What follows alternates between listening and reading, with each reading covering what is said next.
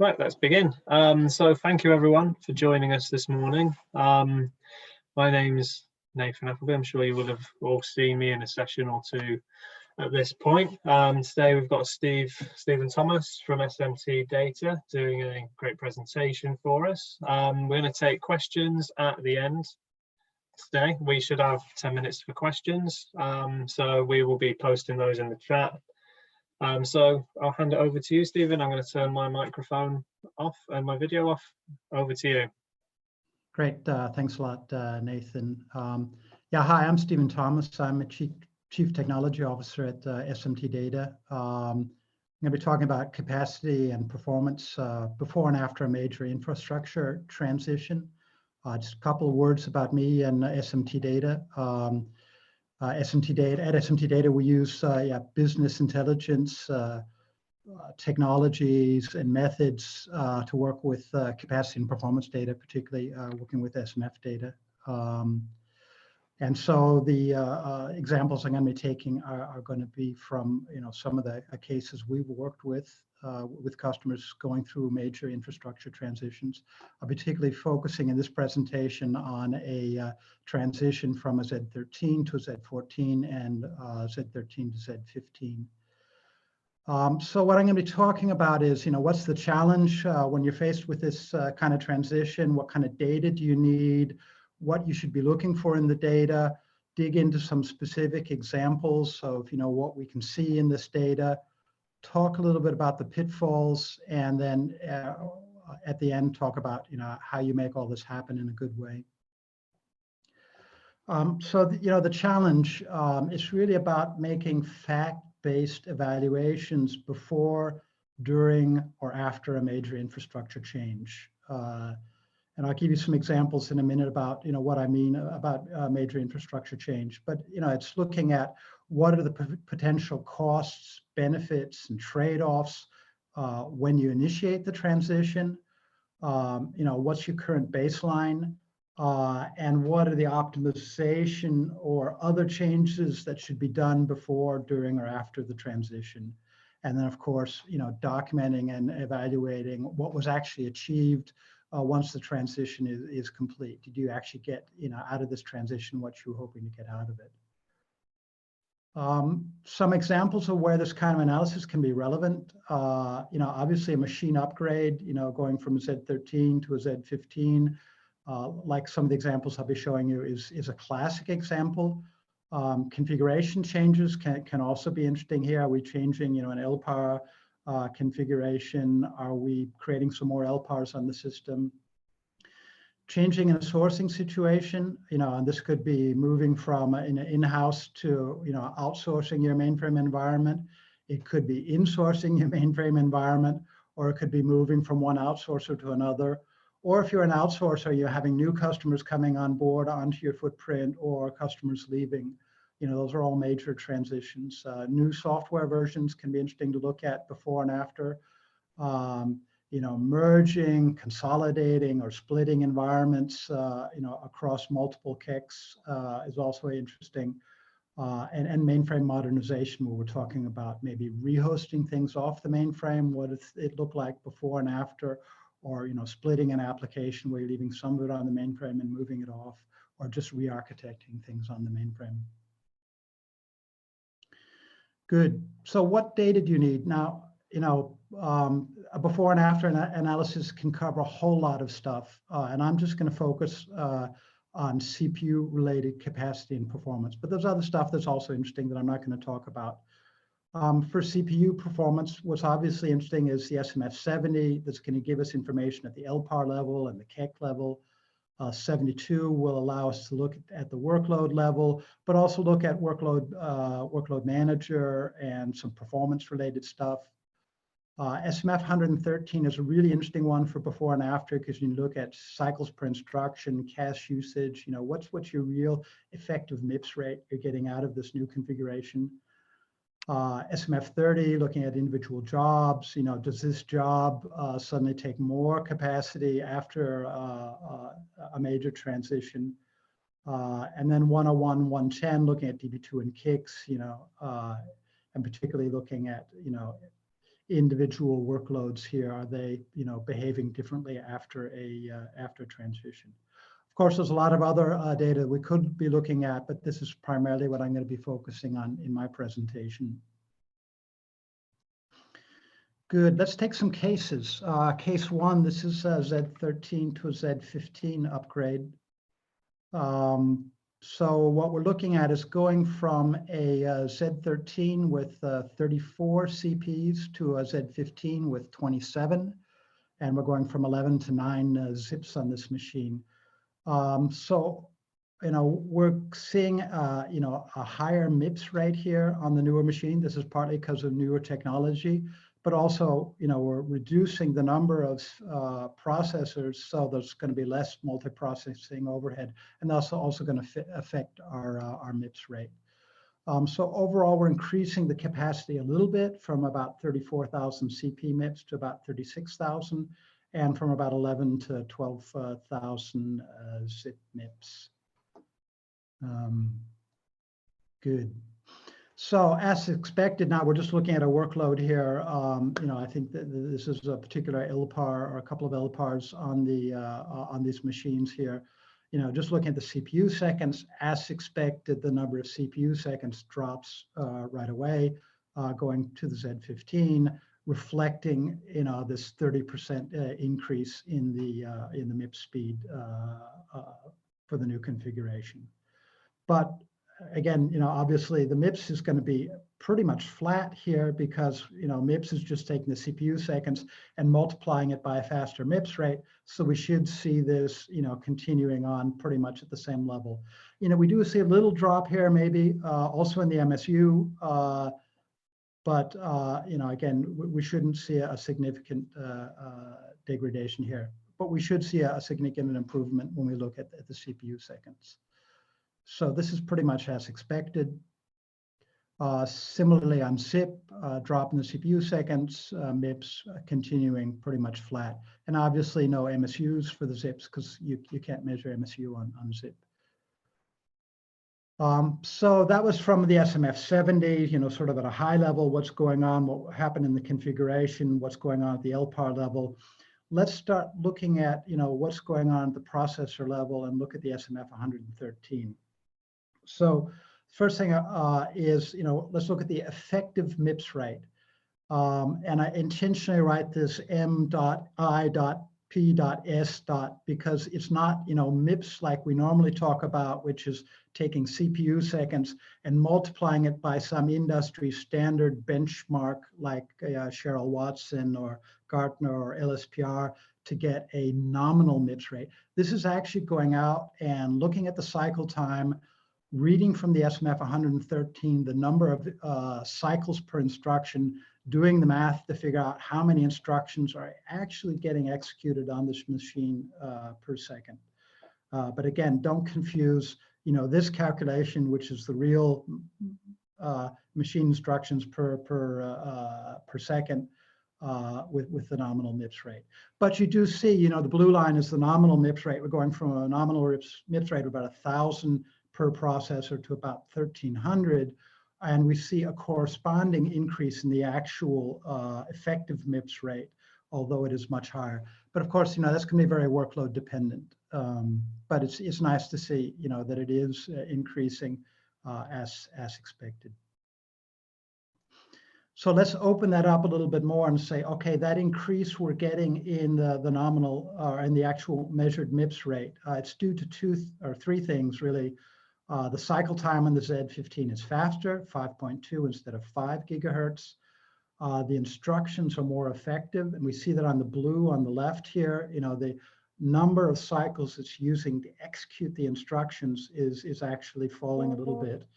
And then we see that the cache is also more effective, and actually the fact that the cache is effective is giving us more benefit than the improved cycle time. Good. So let's look a little bit more into the cache sourcing, the red part here. First, just talk a little bit about the cache. General rule on the cache is the closer to the processor you find your data, the fewer cycles you're going to waste waiting for it. And all the levels of the cache are larger on the Zen15 than on the Z13. So you're going to find more data in your cache, and you're probably going to find it more likely find it closer to your processor. So that's why you save cycles going to a Z15. Now let's start with the level 1. This is the one closest to the processor. So if we can find data in our level 1, we're going to save a whole lot of cycles here. And here we see going from the Z13 to the Z15, a reduction from about a 4% level 1 miss to just over 1%. Very nice improvement here. But what happens if we don't find it in the level 1? Well, then we have to go out to the other levels of the cache, and each level out is going to cost us more and more cycles here. And here we see also a very nice picture. Pretty much, the same number of L1 misses sourced from the level 2 on the Z13 and the Z15, but a lot more being sourced from the level 3 on the Z15. So that's also going to help us out. Good. That was a little bit about caching and cycles per instructions. Taking a step back, looking at the SMF72, we can start looking at the workloads running on the machines before and after. And one of the things we like to look at is what we call Elpar Headroom. So you take an individual Lpar. This one has gone from 14 LCPs and about 15.4 thousand MIPS to 12 LCPs and about 17 MIPS. So, we've decreased the number of logical CPs on this Lpar, but the actual, available MIPS has increased in spite of that. So we're not just changing machines, we're also reconfiguring some of the Lpars to reflect the fact that we have much, much faster processors here. Now, what we see here is, on the Z13, we've just drawn a white line here, which is 70% of the available capacity. And then we've plotted out our workload based on importance.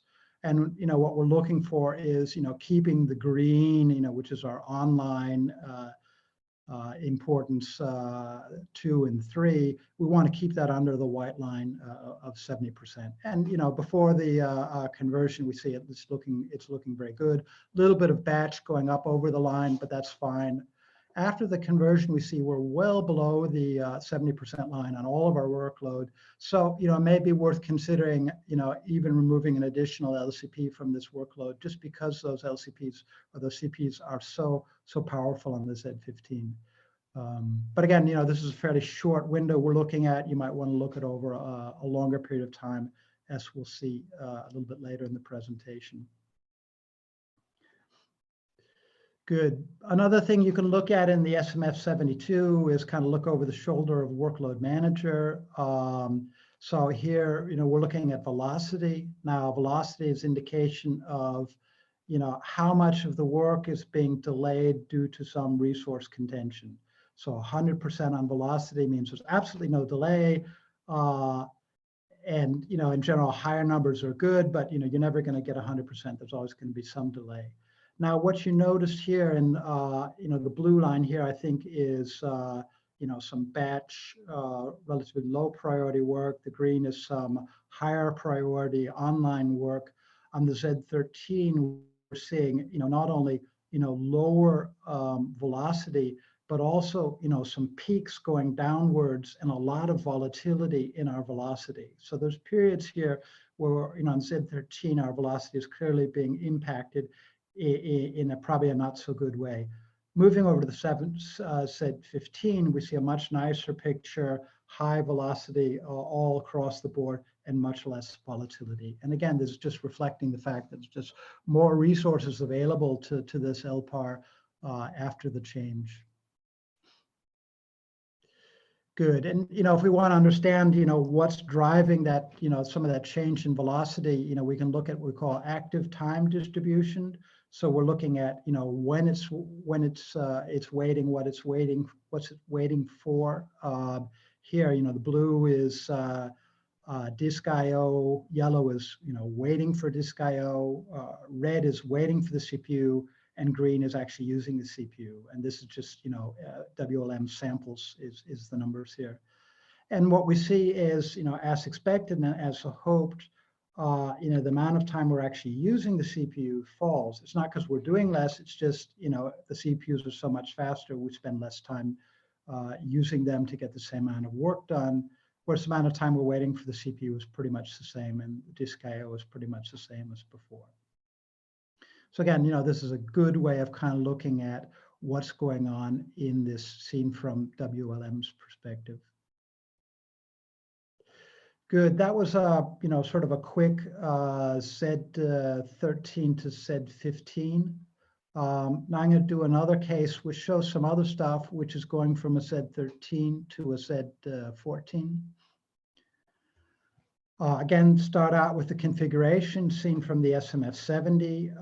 Here, in addition to going to a new machine, we're also significantly reducing the footprint. So we're going from 45 to 19 CPs and from 8 to 5 zips. So again, this increase in the MIPS rate partly reflects a faster machine, but also reflects the fact that we only have half as many CPs, significantly less multiprocessing overhead, which is going to give a boost to our MIPS rate. Good. And again, as we saw before on the Z15, CPU seconds obviously is going to fall. We're using less CPU seconds to do the same amount of work, but the MIPS rate is going to compensate for that and show us a fairly flat MIPS and MSU rate. But again, a slight decrease in the MIPS and MSU also, and we'll talk about why some of that might be.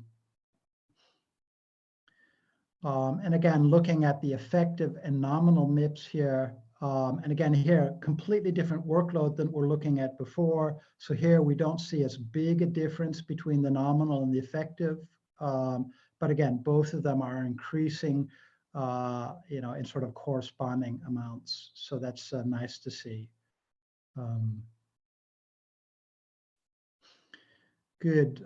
Just diving into, again, the 113, looking at the cache sourcing. Here we see something a little strange. The L2, L3 sourcing is pretty much the same. We're finding less in the L4 than we did before, and more in memory. So, first reaction looking at this graph is, that's not what we were expecting. We were thinking the Z14 was going to be better. We shouldn't be finding as much in memory. Isn't this going to give us degradation in performance? But you have to remember what you're looking at here. What we're looking at is, how do we source the data when we have a level 1 miss? So we have to start by looking at the level 1 and how things are going in the level 1. And here we notice we go from 5% level 1 misses on the Z13 to about 2.5. So we're sourcing twice as much out of the level 1 on the Z14 as on the Z13. So now combining those two pieces of information, we can see on the Z13 where we had about 5% level 1 misses, of which 5% were sourced from memory. On the Z14, we only have 2.5% level 1 misses, of which 10% were sourced from the memory. And you multiply that out, you see in both cases, it's about 0.25% that's being sourced from memory. And the difference is that, when we're finding the data in cache, the Z14 is finding it a little bit closer to the processor, that is finding it more often in the level 1, which is good. Now, the fact that you're finding the same amount in memory, that's probably workload dependent. There's just some workloads that are never going to find their data in cache because they're out working through large amounts of memory. So this is not surprising. But again, the message here is, really, understand what these metrics are and how they relate to each other when you find surprising situations like this. Good. Again, let's look at this Elpar Headroom graph. Here we have an Elpar where we have not changed the configuration. So we have 7 LCPs in both cases, before and after. And due to the higher MIPS rate, we're going from having about 7,500 MIPS on this Elpar to having about 9,000. Again, I've drawn the 70% line here, and we see even on the Z13, we're way below the line here. So this looked like it was an Elpar that already probably had a lot more capacity than it needed to do this workload. And again, part of the message here is, in doing before and after, it's probably worth, before the infrastructure change, doing some optimization and tuning and cleaning things up. But here, definitely after the change, this looks like an Elpar that has a lot of extra capacity that you might want to look at. Again, we're looking at a very short period of time here. You'd probably want to look at it over a longer time before actually reconfiguring that Elpar. Another thing one of my pet peeves here is a WLM. You can see on this particular Elpar, a whole lot of the workload is importance 1. And here, this is not an issue. WLM isn't actually doing anything. We have a completely unconstrained environment. WLM is only going to do any work when you're running short on capacity to do everything you want to do. And since that's not happening, it doesn't matter that everything is level 1 or is importance 1. But if you're using WLM effectively and having it, prioritizing workload for you and pushing low priority workload away from your peaks, which you should be doing, then you'd probably want to go in and tune your WLM. And in general, WLM is something you're going to want to look at before and after a major change. Good. Again, same thing here. We're looking at the SMF70, same Elpar with 7 processors. Here, rather than looking at WLM, we're just looking at parked and idle. And we'll notice that, before the transition of the 7 LCPs, 1 of them was constantly parked, and a couple of them were either parked or idle in addition to that. After the transition, we see 2 of the LCPs constantly parked, and 2 more, either parked or idle all of the time. So again, this kind of argues that this particular Elpar could be reconfigured, reduce the number of LCPs, and that'll have some other benefits, freeing up some LCPs. Might give you some better vertical affinity. Let's talk a little bit about vertical affinity. Now, vertical affinity is, high vertical affinity means you're more or less guaranteed to come back to the same processor, more likely to find your data in cache, spend less cycles, sourcing your data. Medium is, you're probably sharing this processor with some others. They might tread on your cache, but still, you're fairly likely to find your data in cache. Low vertical affinity means, the system's going to place you wherever it can find room. You're probably not going to find data in your cache, and that's going to have a hit on your, your cycles per instruction and your cache sourcing. So you definitely want to keep an eye on this before and after transition, because the vertical affinity is going to be affected by, basically by 4 things: the number of physical CPUs on the machine, and we've seen in both these cases we're reducing the number of physical machine processors.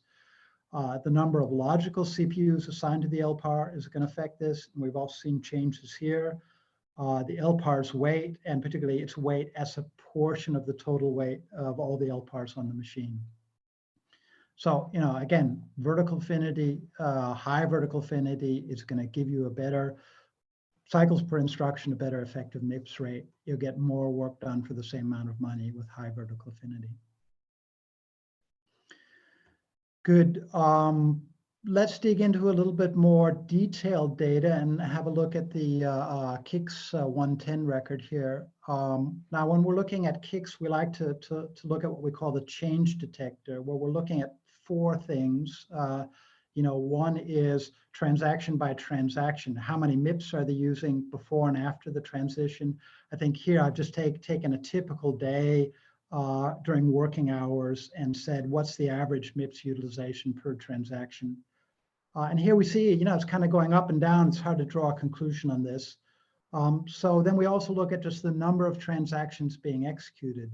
And here we also see this going up and down. And you kind of put those two things together and say, okay, well, what's the cost per transaction before and after? And here, rather than doing this in MIPS, I'm doing in CPU seconds, so you can actually see the effect of the new processor. And here we see a very clear and consistent decline in the number of CPU seconds seen in per transaction calculation, and roughly matching our expectations, around 20% decline, 25% decline, reflecting about a 30% faster MIPS rate. And, just for fun, looking at response time as well, not directly related to these other things, but it's nice to see that our response time in these transactions is also getting better as we go to the new platform. So let's just look at that, the same data, rather than just taking 2 points in time, looking at it over a period of time. And again, the blue line here is our MIPS utilization for this transaction. And again, we don't see much difference here. Partly it's, it's going up and down just because we have, different numbers of transactions at different times, and also because the MIPS calculation compensates for the faster processor speed. But the green line, which is CPU seconds divided by the number of transactions, shows, a very clear improvement going from the Z13 to the Z14. So that's a nice way of, sort of visualizing what's actually happening in this before and after scenario. Good. Also, on the kicks, we can look at response time. And obviously, saving money, having a faster CPU is nice, but, in the end, what you really care about is good service to your users. So it's nice to see here also the kicks transaction time for a selected transaction here improving. Here we see on the top in buckets, where each color represents response time bucket. Now we don't show anything less than half a second, but we see, some volatility in some cases where we're having some longer response times before the transition, and after pretty much everything's under half a second. And just looking at it in terms of average response time here, again, we see, not only improvement, but also, more stable, less volatile response times going on to the Z14. And again, we could look at, similar data for DB2, MQ, WebSphere, IMS. Here's an example from DB2 where we're looking at DB2 package response time for a selected package. And again, here we see a very clear improvement on the response time during this transition. So, these are all good things to look at before and after. Good. So that was a Z15 and a Z14 example, where we're looking kind of, at the period right before and right after the upgrade. But it's also important to look at this over a longer period of time, not just right before and right after. Here we have an example where we're looking at, this is roughly a month's data before and, a couple of months after the upgrade, where I think I'm just taking, 10 o'clock on working hours, on working days, to kind of pack the data into a smaller area here.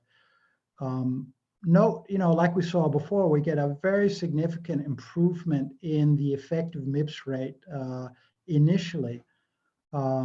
But then over time, this seems to degrade. What's going on here? It's not like the batteries are running out or anything like that. That doesn't happen. So let's try and open up this data and understand what's going on here. First, let's look at the CPI. And we do see the CPI increasing. We're using more cycles per instructions during this period. The blue seems to be staying pretty flat. So, the instructions are not using more cycles, but what we see is we're using more cycles sourcing our cache as time goes by here. So let's open up the red here and understand where, what's going on in the cache. Here we have the green line, the level 1 misses that we've been looking at a couple times before. We notice that, on the Z13, it's quite high, about 4%, but also quite volatile. And as we move into the Z15, it falls dramatically and the volatility falls. It's very, very stable, at least in the beginning. But then we notice, it's degrading over time to up, from under 1% to 2%. And again, the volatility is increasing. I'm also showing RNI here. RNI is, a way of kind of summarizing the effectiveness of your memory or your data sourcing, by combining, the cache sourcing metrics into one metric. It refers to relative nest intensity. How deeply are you going into your memory nest to find your data? So high RNI means you're going deeper and deeper and spending more cycles sourcing your data. So again, we see the same pattern in the RNI, an initial drop, which was good, but then an increase over time and a lot of volatility. And of course, what's going on here is, we're looking at data from the blue Elpar here. And initially, it was one of the first Elpars to be brought up on this new Z15. But over time, we added more and more Elpars that were moved from the Z13 to the Z15. And of course, as this happens, we're seeing more contention and more overhead. And that's, of course, going to mean that when you go back to look for your data in the cache, the chances of someone else having been in that processor and having trashed your cache is going to be higher as there's more and more Lpars running on this system.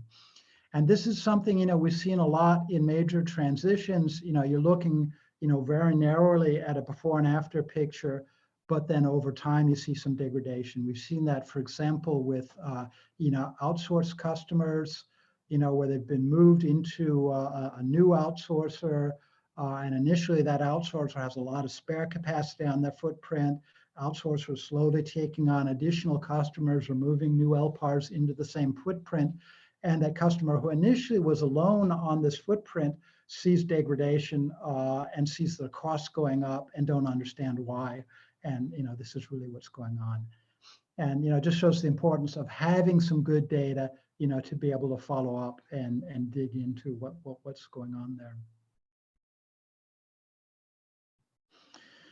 Good. Those were, kind of my examples. I'm just going to kind of wrap it up with some conclusions here, and then maybe open up so we have some time for some questions.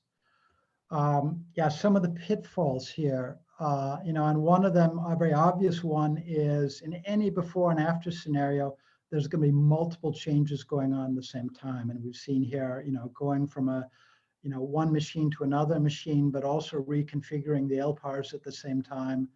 But not only multiple changes going on at the same time, but also multiple changes going on over time. So it's very important to have data, and look at this over a longer period of time.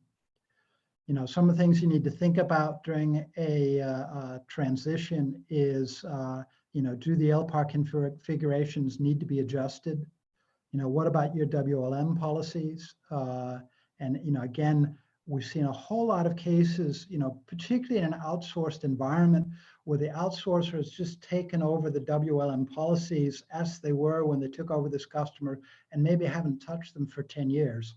And, the way of dealing with that is just make sure the customer is completely unconstrained in the environment, so they can use as many MIPS as absolutely possible. But that may not be in the customer's interest. So WLM is definitely something you want to look at before and after any kind of transition. Look at the vertical infinity. We showed a couple examples of that. Zip eligible is another one. I didn't show any examples of that, but it's important to look after, before and after configuration change. Do you have workload, particularly during your peak hours, that's could run on a zip, but is actually running on a CP because you don't have enough zip capacity during those peak hours. And looking at, could you, reconfigure to get some additional zip capacity so that doesn't happen, because it's always going to be much more expensive to run on a CP rather than on a zip. Looking at the effect on cost per unit produced, because in the end, the fact that something is using more or less CPU seconds or more or less MIPS or has faster response time, may not really affect your cost per unit produced. And cost per unit produced could be, for example, number of credit card transactions if you're a bank, or number of packages sent out if you're the postal service or something like that.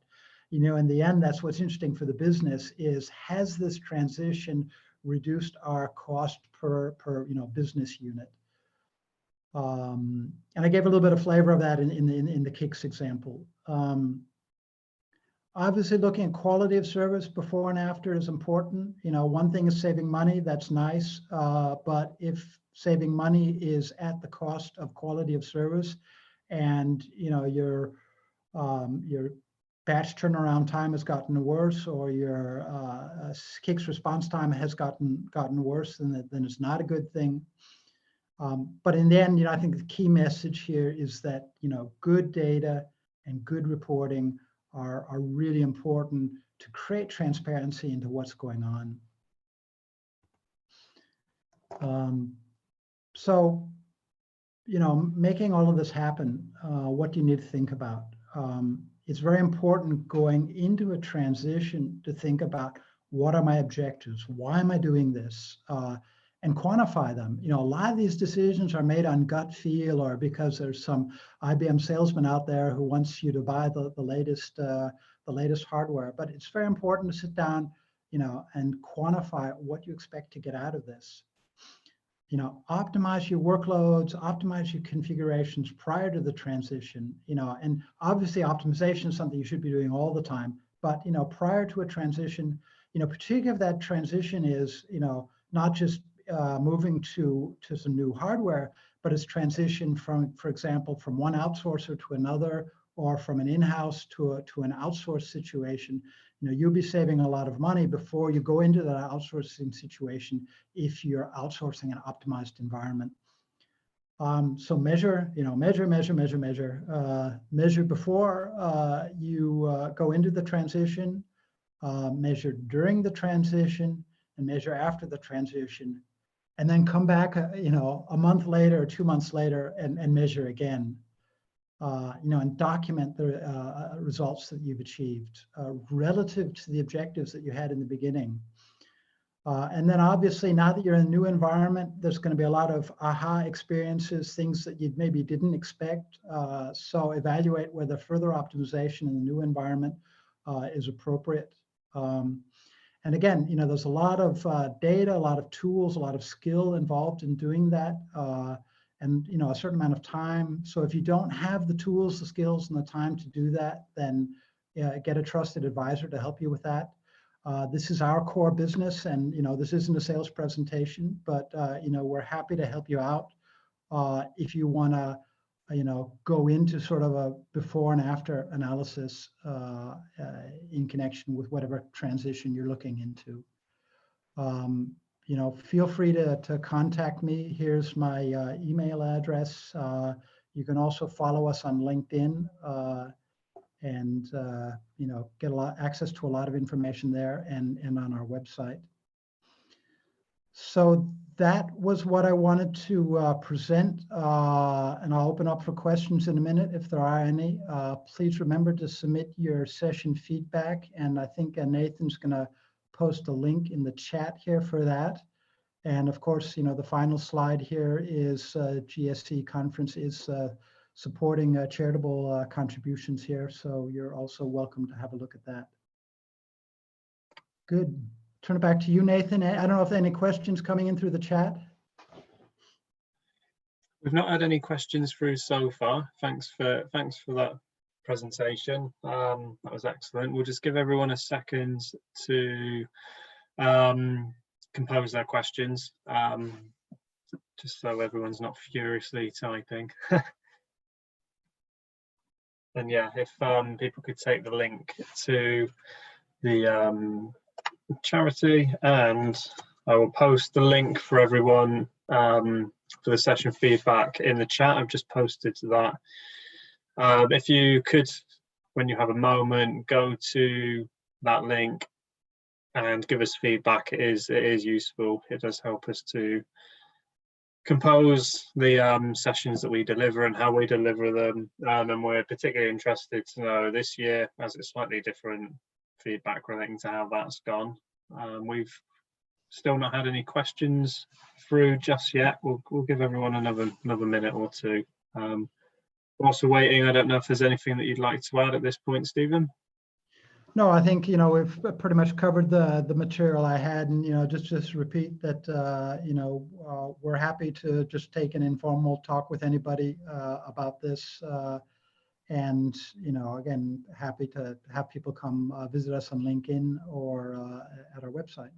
Mm-hmm. Okay, well, we still not had any questions through, so I think we will leave it there. Where your contact email address is on screen, so we'll give everyone a second to jot down your email address so that they could perhaps follow up with any questions at your email address. People should have Piara's email address and my email address. If for any reason they can't get hold of you and they'd like to send us questions directly. Yeah, and the presentation is on the GSE website to download. And I guess you guys will also be uploading a recording of this if anybody else is interested in seeing that.